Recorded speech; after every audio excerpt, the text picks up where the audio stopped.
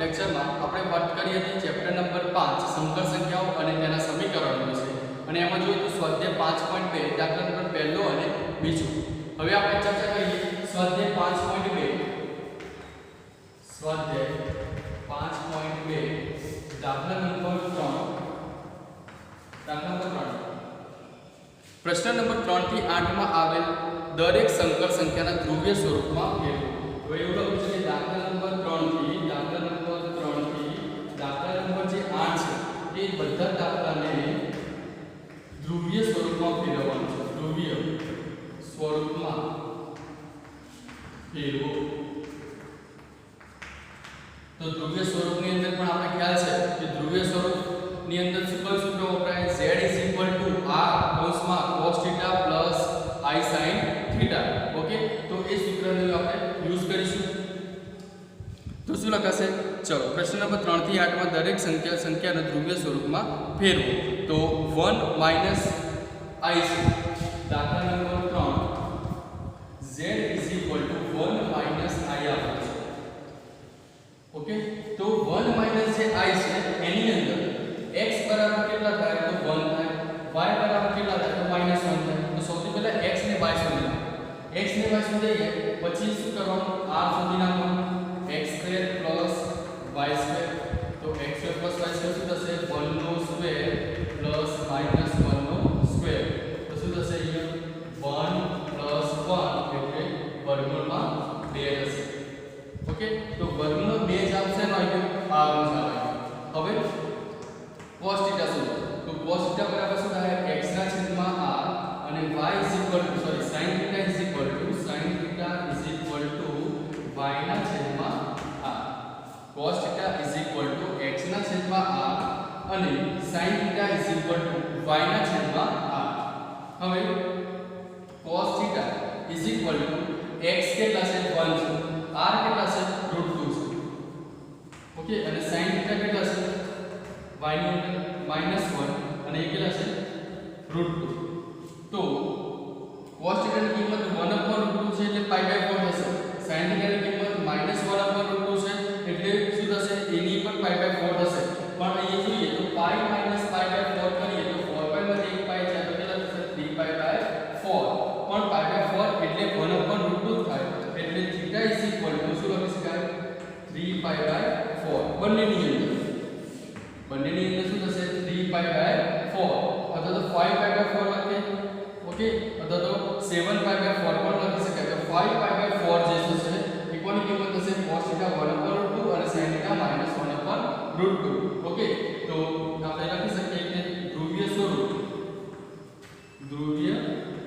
સ્વરૂપ શું થશે? r cos θ + i sin θ. તો r ની જગ્યાએ શું હશે? r ની જગ્યાએ √2 cos 5π/4 plus i sin 5π/4. તો આ રીતે આપણે એનું ધ્રુવીય સ્વરૂપ લાવીએ છીએ દાખલા નંબર 3 માં. ઓકે, તો દાખલા નંબર 3 તમે રાઈટ ડાઉન કરી નાખો.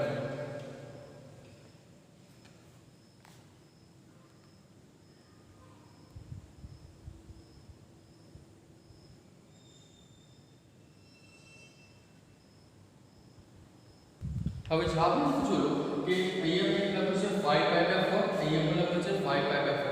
ઇન કેસ ટેક્સ્ટબુક ની અંદર જવાબ તમને ના આવ્યો તો તમારે જોવાનું એ રહેશે કે 5π/4 છે તો એની જગ્યાએ તમે આની જગ્યાએ π/4 પણ લખી શકશો અને આની જગ્યાએ -π/4 પણ લખી શકશો.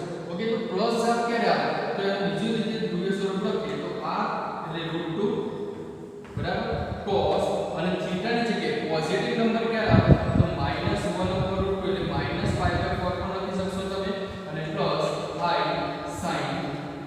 sin -π/4. ઓકે, તો બંનેની અંદર π/4 જડવા જોઈએ. તો cos - θ ત્રિકોણમિતિ ચેપ્ટરની અંદર ભણી ગયા છે. cos - θ એટલે શું થાય? પોઝિટિવની અંદર cos અને આની અંદર માઈનસ થશે. ઓકે, તો બંનેની અંદર જવાબ રાઈટ છે. 5π/4 લખો કે π/4 લખો, બંનેનો જવાબ કેટલો થશે? √2 થશે. ક્લિયર? તો દાખલા નંબર 4 જોઈએ. દાખલા નંબર 4 ની અંદર આપેલું છે કે √3 + i છે. √3 + i કે જેને આપણે ધ્રુવીય સ્વરૂપમાં કન્વર્ટ કરવાનું છે. ઓકે, તો ધ્રુવીય સ્વરૂપમાં કન્વર્ટ કરવા માટે આપણને ખ્યાલ છે કયું સૂત્ર આવશે? cos θ + i sin θ. ઓકે, તો cos θ + i sin θ પ્રમાણે જઈએ તો લખી શકાય કે જો z = r cos θ + i sin θ જે સંકર સંખ્યાનું ધ્રુવીય સ્વરૂપ છે. હવે સૂત્ર આપણને યાદ છે. તો દાખલા નંબર 4 ની અંદર આપેલું છે દાખલા number 4 yes -1 + i z = -1 + i. તો સૌથી પહેલા તો x શોધી નાખીએ તો x બરાબર શું થાય? તો -1 થાય અને y = શું થાય? તો 1 થાય. i ના જોડે 1 તો ગુણાયેલો છે તો x બરાબર -1 અને y = 1. તો આ શોધે તો શું થશે? વર્ગમૂળની અંદર x² + y² એટલે જવાબમાં લખી શકાય -1² + 1² એટલે જવાબ શું થશે? 1 + 1 એટલે શું થશે? 1 + 1 એટલે વર્ગમૂળમાં 2 જવાબ આવશે. કોનો? આપણો. હવે ખૂણાઓ શોધે તો ખૂણાઓની અંદર cos θ શોધવું હોય તો x/r અને જો sin θ શોધવું હોય તો શું લખી શકાય? y/r થશે. cos θ = x/r અને sin θ = y/r. હવે જો કે cos θ = x ની કિંમત કેટલી છે? -1 r ની કિંમત કેટલી થાય? √2. ઓકે, sin θ બરાબર y કેટલા છે? 1 અને અહીંયા કેટલા છે? √2. બરાબર. હવે જોવાનું એ રહ્યું કે cos θ ની કિંમત 1/√2 ક્યારે આવશે? તો π/4. પણ cos ની અંદર જ્યારે માઈનસ છે તો શું લખી શકાય? π - π/4 એટલે શું થશે? જો π - π/4 એટલે 4π માંથી 1 π જાય તો કેટલા થશે? 3π/4 એટલે શું લખી શકાય? ધ્રુવીય સ્વરૂપ આપણે લખીએ ધ્રુવીય સ્વરૂપ √2 cos આનું જે આપણો આવશે 3π/4 + i sin 3π/4 બંને અંદર 3π/4 કારણ કે 3π/4 ની કિંમત કેટલી થાય? 1/√2 પણ cos ની અંદર 3π/4 છે એટલે -1/√2 કિંમત સચવાઈ જશે. ઓકે, તો દાખલા નંબર 4 ની તમે ગણતરી કરો.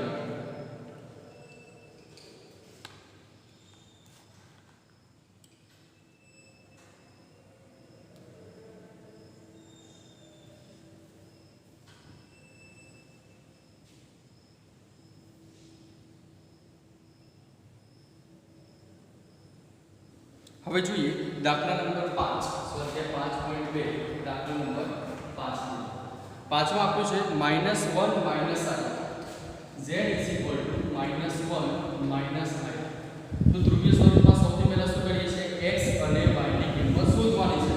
તો x બરાબર -1 y બરાબર -1. ઓકે, હવે આ શોધી નાખીએ તો r બરાબર શું થાય? વર્ગમૂળમાં x² + y². તો ચલો x² કેટલો થાય? -1 સ્ક્વેર + y² કેટલો થાય? -1 સ્ક્વેર. એટલે જવાબ શું લખી શકાય? 1 + 1 એટલે જવાબ શું હશે? 2 વર્ગમૂળ. ઓકે, હવે cos θ શોધીએ તો cos θ બરાબર શું થાય? x/r અને sin θ = y/r. તો x એટલે કેટલા? તો x એટલે -1 r એટલે √2 sin θ y એટલે -1 અને r એટલે √2. તો આની અંદર જે થીટા મળશે એ થીટા કેટલો મળશે?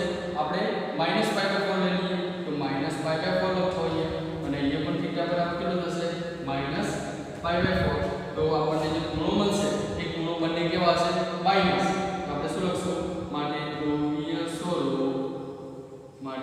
ધ્રુવીય સ્વરૂપ સંકર સંખ્યાનું z = કેટલા થશે? r એટલે કેટલા? √2 cos θ cos -π/4 plus I sin theta એટલે -π/4. ઓકે, તો આ રીતે આપણે દાખલા નંબર 4 ની ગણતરી 5 ની ગણતરી કરીએ છીએ.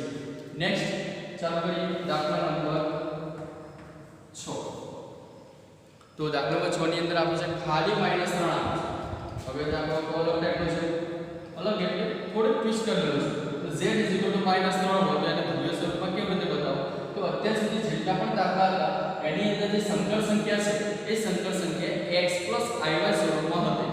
પણ અહીંયા -3 એનો મતલબ કે વાસ્તવિક ભાગ જ આપ્યો છે તો આપણે કાલ્પનિક ભાગ બનાવી દઈએ તો z બરાબર શું થશે તો -3 + 0i કાલ્પનિક ભાગ બની ગયું -3 + 0i થઈ ગયું તો ચલો હવે x બરાબર શું થશે -3 y બરાબર શું થશે 0 તો x અને y ની કિંમત મળી ગઈ હવે આપ શોધી નાખશું તો આ બરાબર શું થાય વર્ગમૂળમાં x² + y² વર્ગમાં શું થશે x² + y² x² કેટલો થાય તો -3 નો સ્ક્વેર + y નો સ્ક્વેર કેટલો થાય 0 નો સ્ક્વેર તો -3 નો સ્ક્વેર કેટલો થશે 9 0 નો સ્ક્વેર 0 9 નું વર્ગમૂળ કેટલું કરવાનું 3 તો 9 નું વર્ગમૂળ આપણને ક્લિયર થઈ જાય છે કેટલો 3 થઈ જાય છે ઓકે હવે r ઉપરથી cos θ પણ શોધી શકાશે આપણે x/r અને sin θ પણ શોધી શકાશે શું થશે y/r બરાબર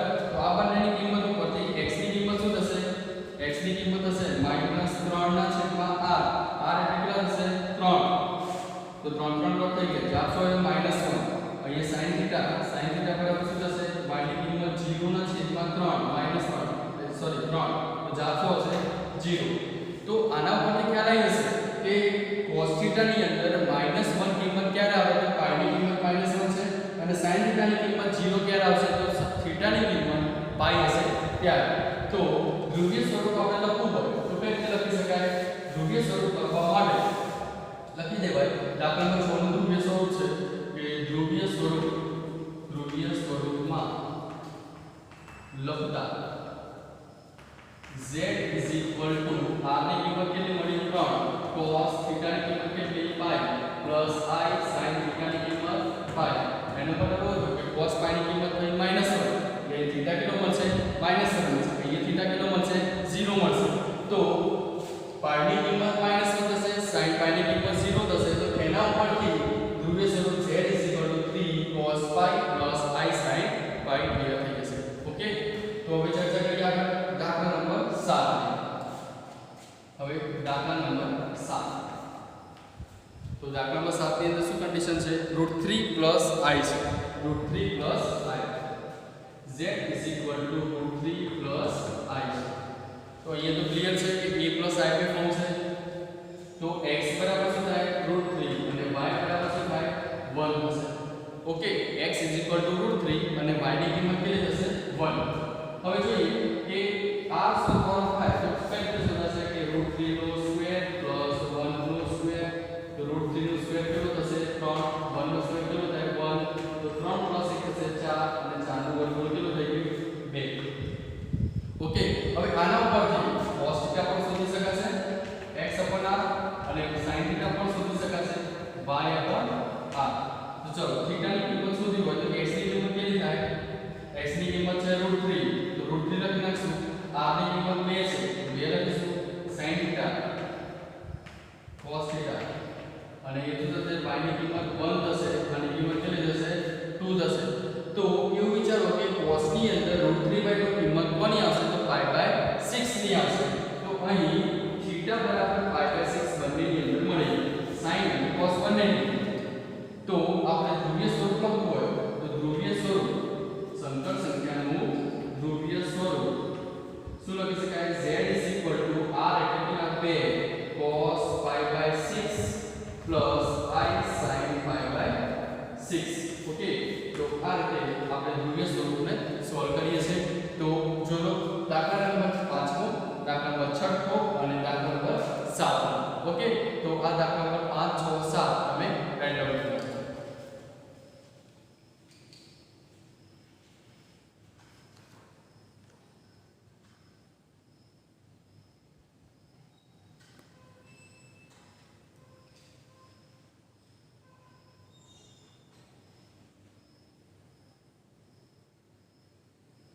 હવે જોઈએ સ્વાધ્યાય 5.2 દાખલા નંબર 8 તો દાખલા નંબર 8 ની અંદર આપ્યું છે એનું પણ ધ્રુવીય સ્વરૂપ લાવવાનું છે i છે z i આપેલ છે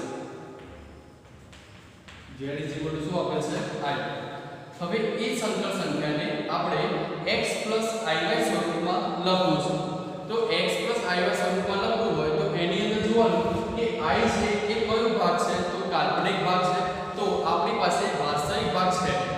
વાસ્તવિક ભાગ દર્શાવવા માટે આપણે લખીશું કે અહીં સંકર સંખ્યા માટે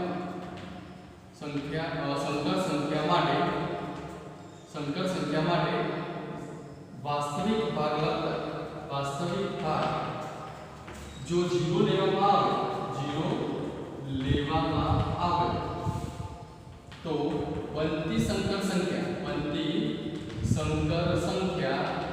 શું લખી શકાય z = 0 + i લખી શકાય બરાબર છે તો ડિટેલમાં લખું છું દાખલા તો ફરી સમજી લો અહીં સંકર સંખ્યા માટે વાસ્તવિક સંખ્યા એટલે કે વાસ્તવિક ભાગ જો 0 લેવામાં આવે તો બનતી સંકર સંખ્યા શું હશે z = 0 + i સ્વરૂપે લખી શકાય છે તો 0 એટલે થઈ ગયો વાસ્તવિક ભાગ અને i એટલે શું થઈ ગયો કાલ્પનિક ભાગ એટલા માટે આપણે લખી શકીએ અહીં 0 એ વાસ્તવિક ભાગ હશે અને i છે એ કાલ્પનિક ભાગ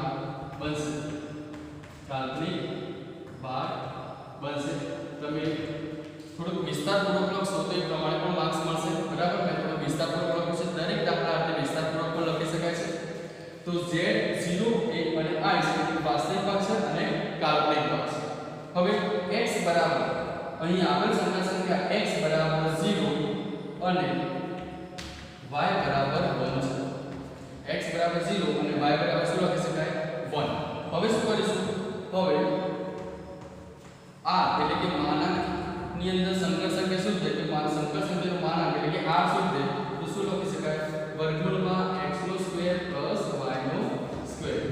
તો ચલો અંદર લખીએ x² એટલે શું લખાય 0² y² એટલે શું લખાય 1² તો 0² શું થશે 0 તો વર્ગમૂળમાં 0 + 1² 1 વર્ગમૂળમાં 1 એટલે જવાબ શું હશે 1 બરાબર એટલે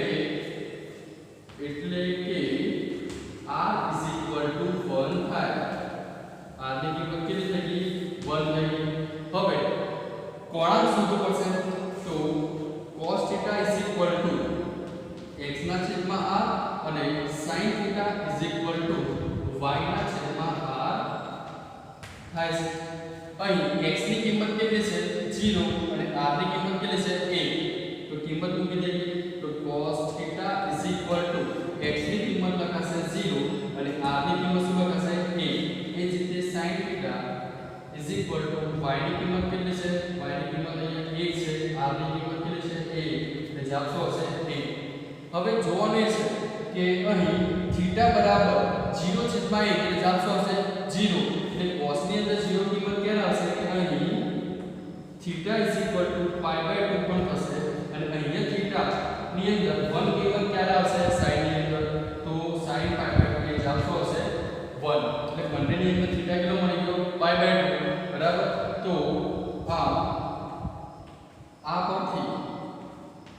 આ પરથી ધ્રુવીય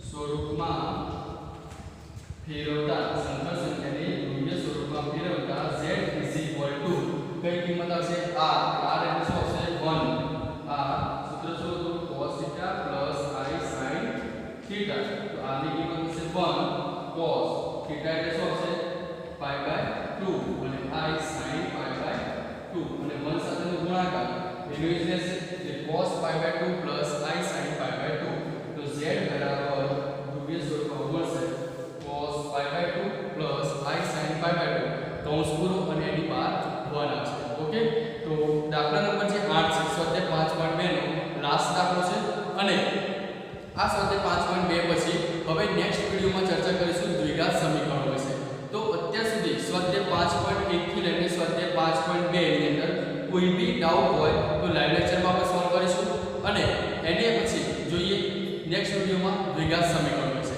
ઓકે તો સ્વાધ્યાય 5.1 અને સ્વાધ્યાય 5.2 અહીંયા ક્લિયર થઈ જાય છે તમે આ રાઈટ ડાઉન કરો